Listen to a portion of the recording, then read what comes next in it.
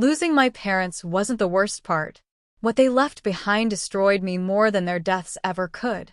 The funeral lasted an hour, but the only moment that stuck was a single, bizarre image. My sister, Caroline, stepping away from a group of relatives, dropping her tearful mask instantly, checking her reflection in a window, then snapping back into grief the second someone turned toward her. Precise. Controlled. Like flipping a switch. That moment didn't alarm me then. It should have. 2 days later, we met at our parents' attorney's office. Small room, too quiet, the kind of space where every breath sounds guilty. I expected paperwork, signatures, maybe a few awkward condolences. Nothing dramatic. Instead, the attorney slid 2 envelopes across the table. One thick, addressed to Caroline. One thin, addressed to me. He avoided eye contact, not casually but deliberately, like he didn't want to witness the fallout. Caroline opened hers instantly.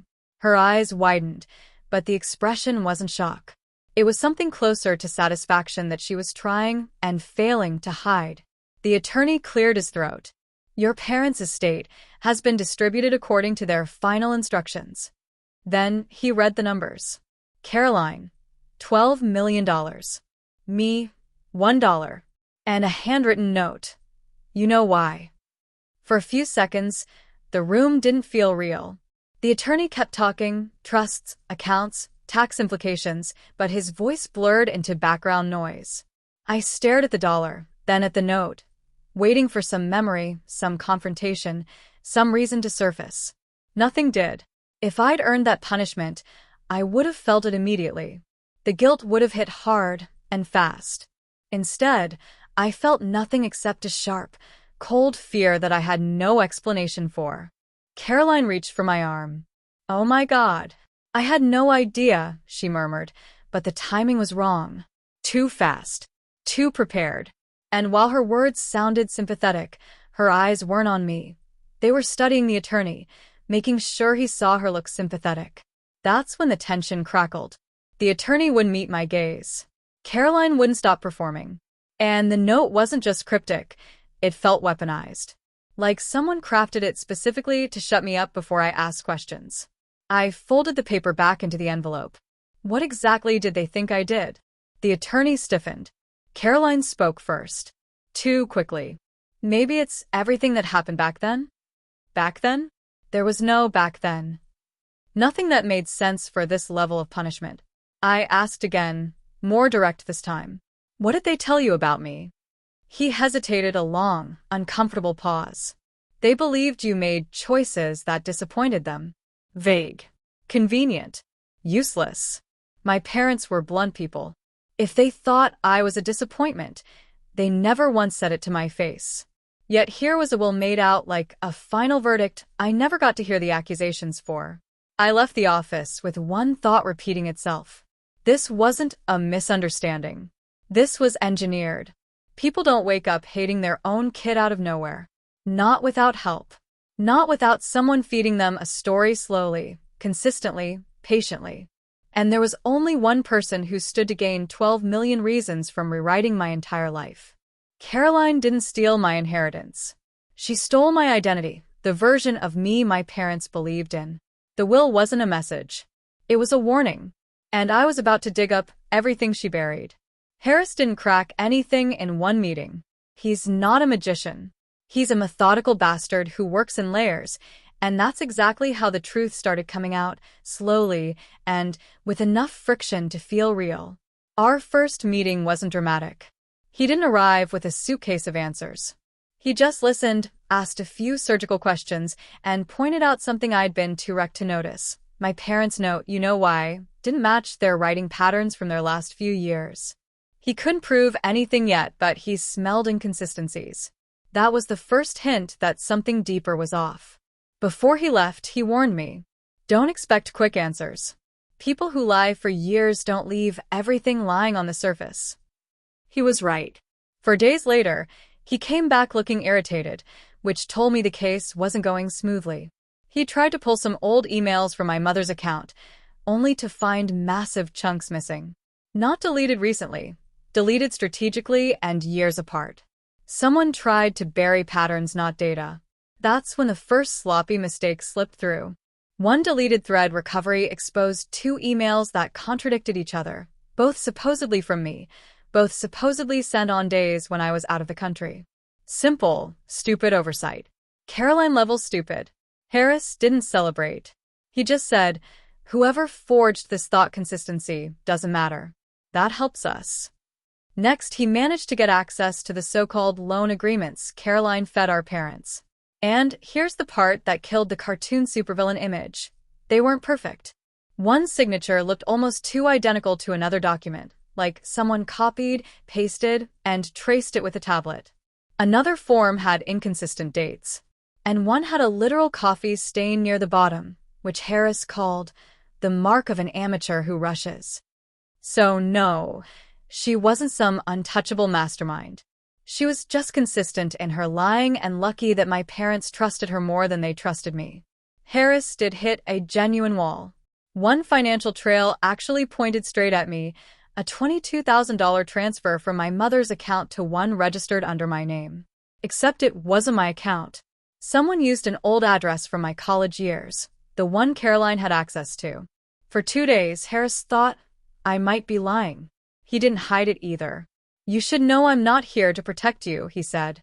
"If you're involved, I'll find out." Hearing that made something twist in my stomach.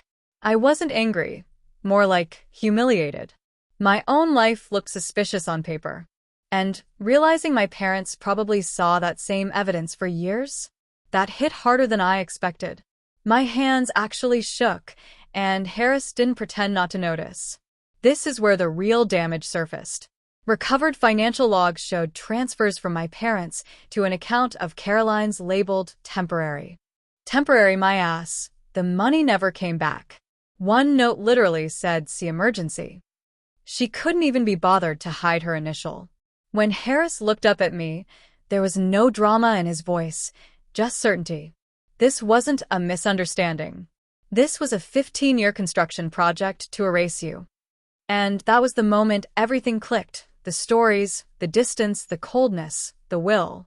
15 years of poison, drip-fed with precision and stupidity in equal measure. And now we finally had proof worth using. I didn't choose Thanksgiving because it felt sentimental. I chose it because Caroline insisted on hosting. She loves the stage, the applause, the illusion of perfection. I wanted her to perform so I could dismantle it. I arrived early, carrying a projector, a laptop, and Harris's binder.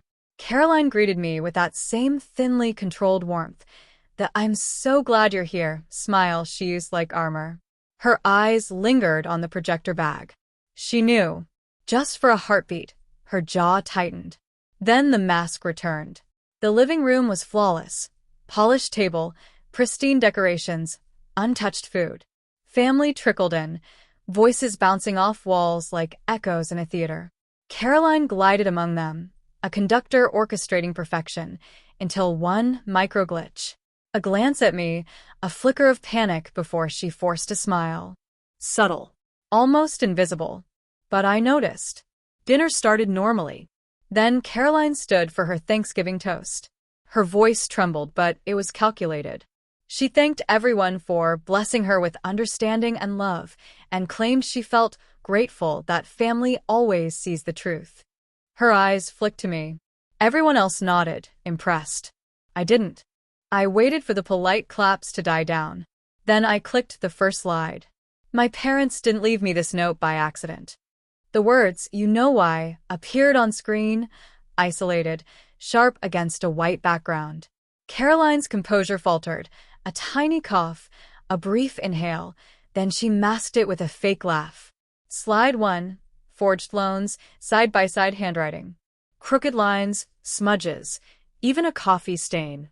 Small, glaring imperfections. Slide 2, emails recovered from backups. Repeated manipulation, subtle contradictions, thinly veiled threats. Slide 3, stolen money. Transfers labeled carelessly, see emergency, temp, reimbursement. None returned. Each slide, a single line of narration. 15 years of deception, greed, and control, laid bare in a few frames. I clenched my fists. My chest tightened. Every relative's eyes burned into Caroline. I could see her pulse. I could feel my own. My hands shook, not with fear, but the weight of truth. Her first reaction, deflection. This is fake. You're framing me. A pause. She scanned the room. No one met her eyes. Her calm fractured further. Then the second wave hit. Realization, desperation, rage. I did everything for the family. You don't understand. Her hands trembled. Words came faster than her composure could keep. I stayed silent. Let the evidence do the talking. Gasps, murmurs, shifting eyes. Her allies evaporated. She stumbled through partial admissions, forgery, manipulation, financial misconduct.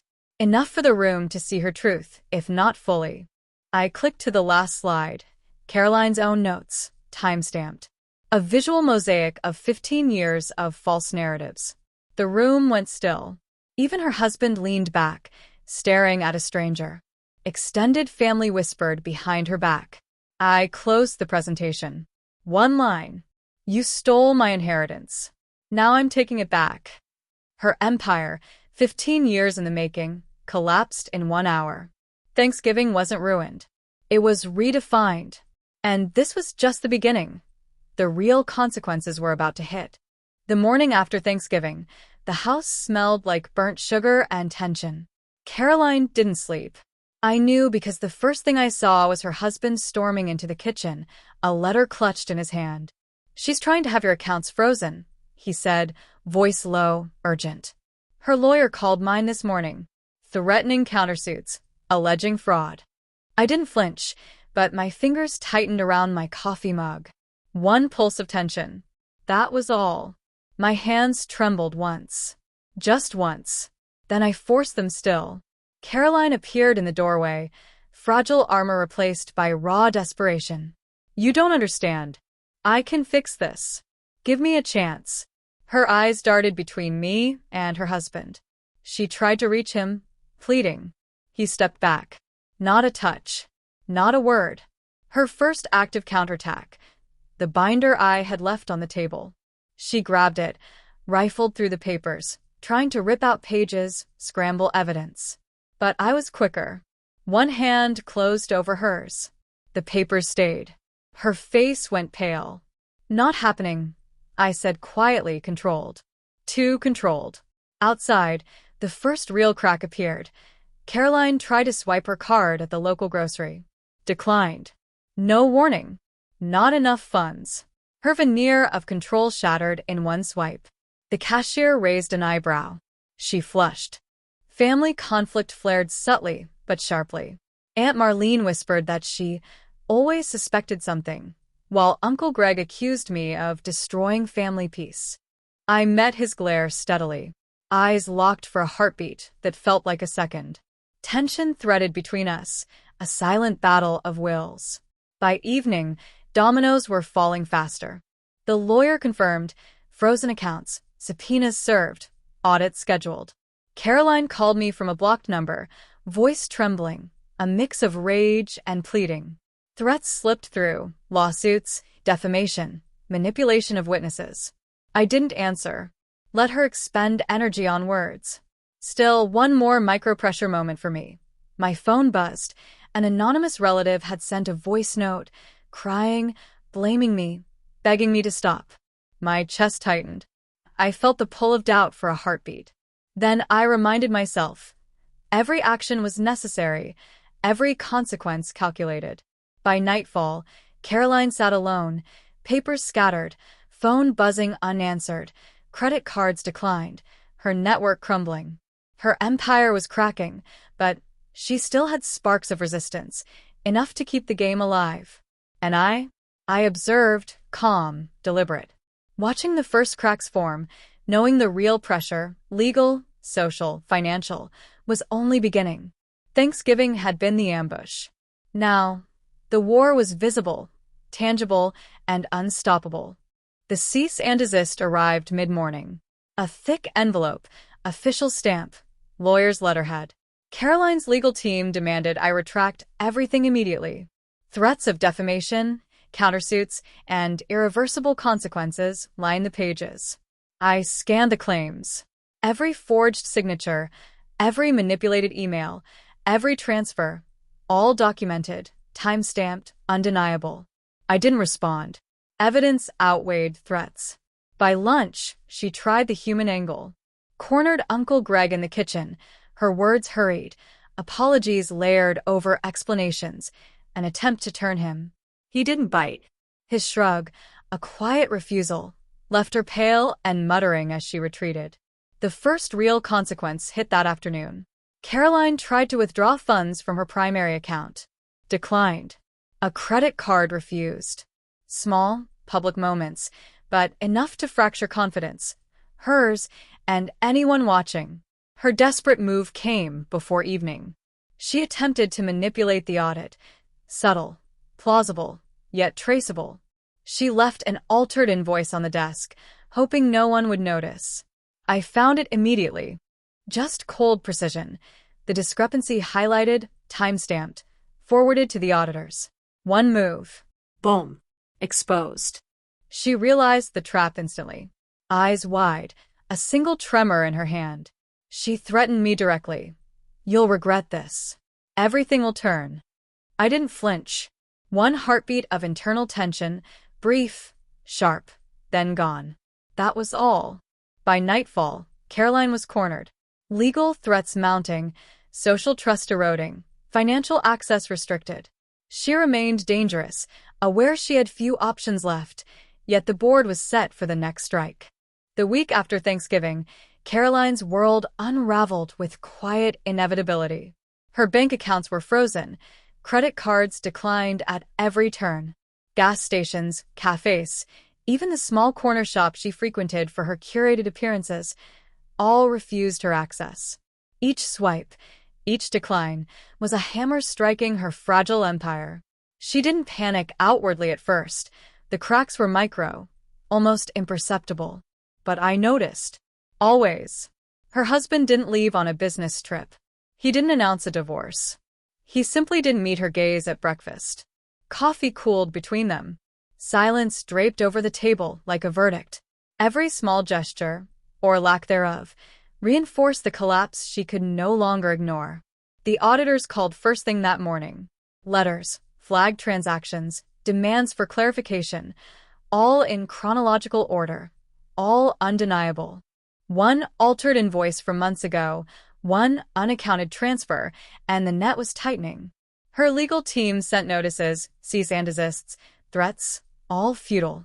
Every move she made was now visible, documented, time-stamped. Her own web of deception had become a cage. By mid-afternoon, the courthouse door swung open. Caroline, flanked by lawyers, finally faced the weight she denied for years. Her eyes darted across the room, at the judge, at me, at the evidence stacked neatly on the table.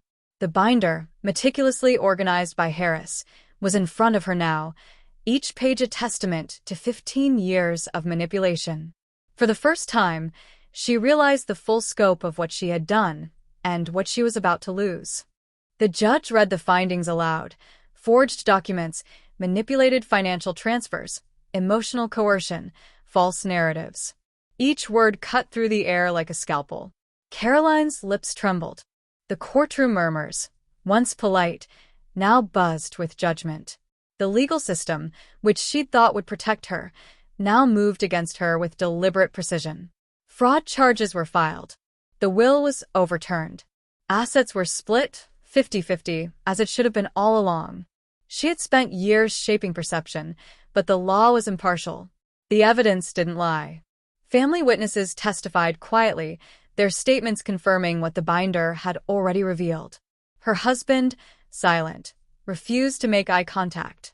Extended relatives, once complicit in her charm, were unmoved by pleading or manipulation. Caroline's network had evaporated. Loyalty had no weight when truth carried the day. I didn't speak. I didn't gloat. Observation was enough. One subtle nod, one collected glance, and the room understood that control had shifted. Every strategy she had relied on, the misdirection, the lies, the careful cultivation of trust, now worked against her. I had rebuilt the narrative, step by step, evidence by evidence, until the final verdict reflected reality. As the judge closed the session, Caroline's shoulders slumped. There were no theatrics, no dramatic collapses, just the quiet certainty of defeat. The financial settlements were executed, accounts frozen or redistributed, and legal consequences initiated. Her voice, once commanding, was now brittle and small. She had lost everything that truly mattered: control, credibility, and the illusion of invincibility. I walked out into the sunlight, binder in hand, the weight of procedure completed.